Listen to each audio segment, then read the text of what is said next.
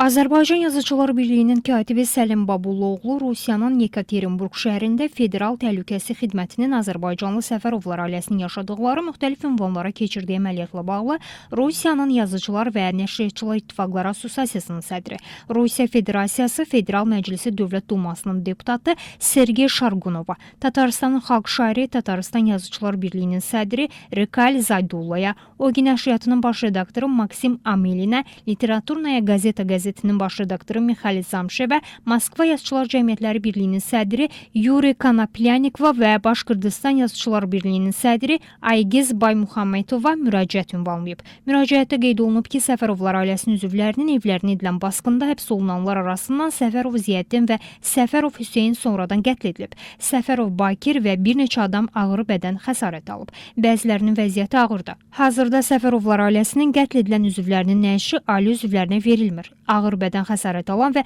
təcrid olunan digər insanlarla bağlı məlumat yoxdur. Səlim Babuloğlu müraciətinin məqsədinin Azərbaycan və İslam adətlərinə görə vəfat edən insanların nəşi ilə bağlı olduğunu bildirib.